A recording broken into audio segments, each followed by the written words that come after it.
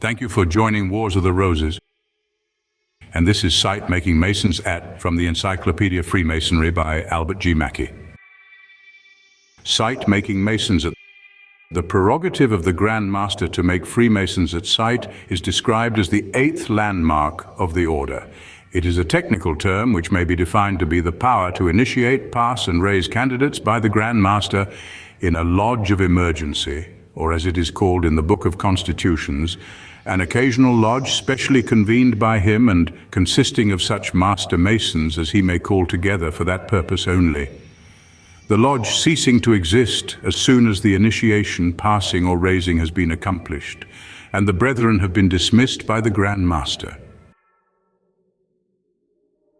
Masonic item as it appeared in the Leeds Mercury, an English newspaper, April 7th to 14, 1730.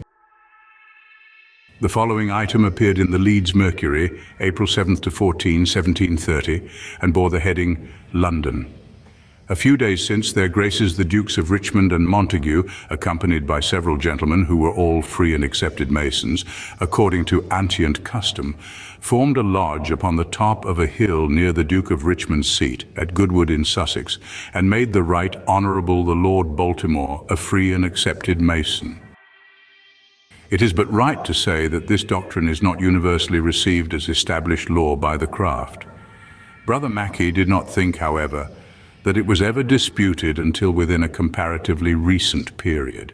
It is true that Brother Cole, as far back as 1817, remarked in reference to the custom in the United States that it was a great stretch of power not recognized, or at least he believed not practiced in this country. But the qualifying phrases in this sentence clearly show that he was by no means certain that he was correct in denying the recognition of the right.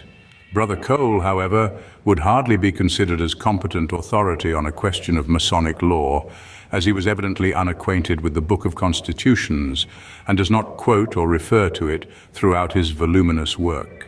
In that Book of Constitutions, however, several instances are furnished of the exercise of this right by various Grand Masters. In 1731, Lord Lovell being Grand Master, he formed an occasional lodge at Houghton Hall, Sir Robert Walpole's house in Norfolk, and there made the Duke of Lorraine, afterward Emperor of Germany, and the Duke of Newcastle, Master Masons. We do not quote the case of the initiation, passing and raising of Frederick, Prince of Wales, in 1737, which was done in an occasional lodge, over which Dr. Desaguliers presided, because as Desaguliers was not the Grand Master, nor even, as has been incorrectly stated by the New York Committee of Correspondence, Deputy Grand Master, but only a past Grand Master, it cannot be called a making at sight. He most probably acted under the dispensation of the Grand Master, who at that time was the Earl of Darnley.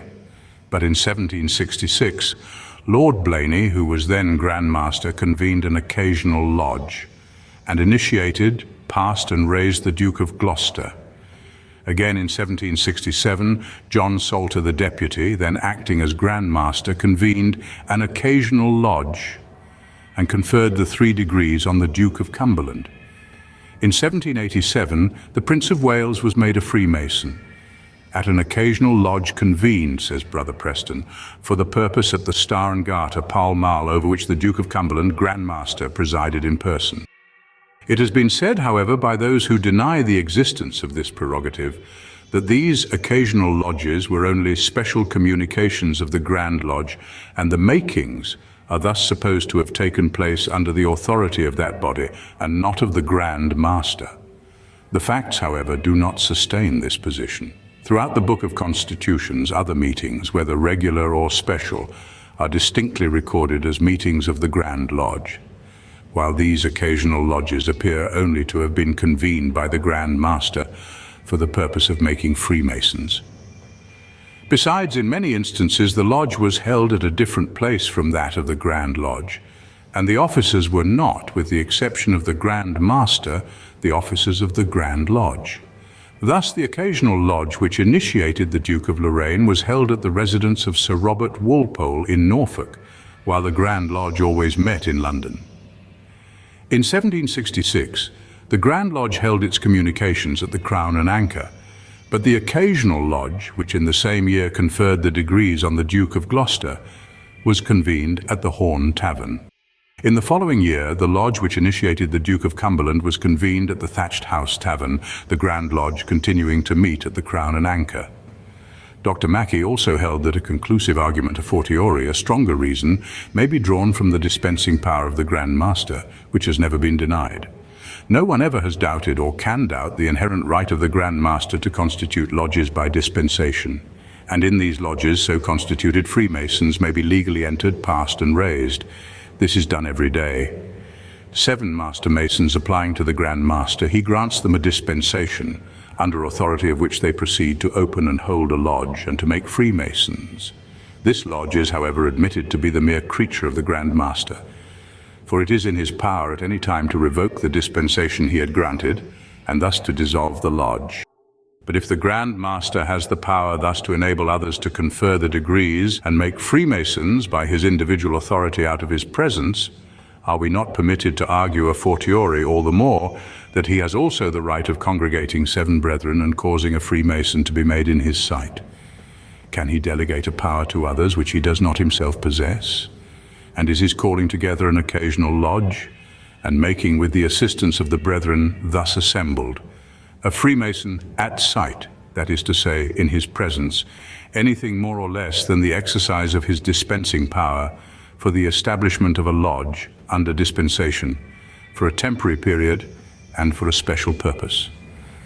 The purpose having been effected, and the Freemason having been made, he revokes his dispensation, and the lodge is dismissed. If we assumed any other ground than this, we should be compelled to say that though the Grand Master might authorize others to make Freemasons when he was absent, he could not do it himself when present.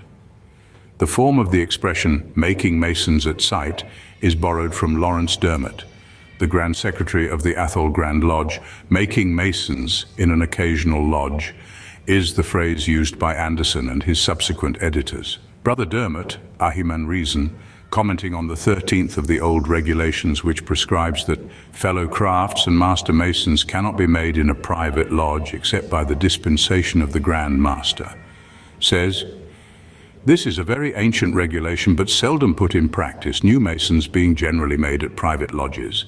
However, the Right Worshipful Grand Master has full power and authority to make or cause to be made in his worship's presence, free and accepted, Masons at sight, and such making is good, but they cannot be made out of his worship's presence without a written dispensation for that purpose. Nor can his worship oblige any warranted lodge to receive the person so made, if the members should declare against him or them. But in such case, the Right Worshipful Grand Master may grant them a warrant and form them into a new lodge." But the fact that Brother Dermot uses the phrase does not militate against the existence of the prerogative, nor weaken the argument in its favor.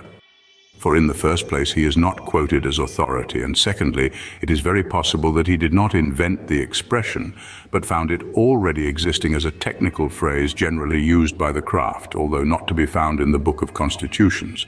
The form there used is making Masons in an occasional lodge, which, as we have already said, is of the same signification. The mode of exercising the prerogative is this. The Grand Master summons to his assistance not less than 6 other Freemasons, convenes a lodge, and without any previous probation, but on sight of the candidate, confers the degrees upon him, after which he dissolves the lodge and dismisses the brethren.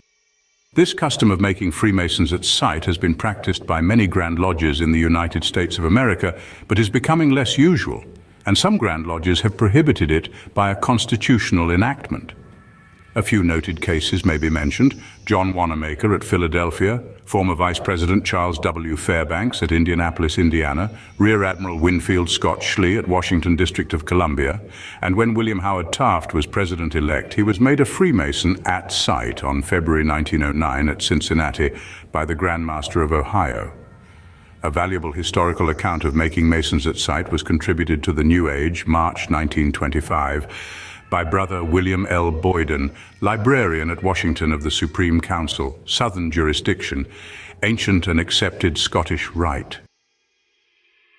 Thank you for watching, and please don't forget to share, like, subscribe, and comment. And if you can, please consider donating to Wars of the Roses. Links to PayPal and Patreon are in the description. Thank you so very much.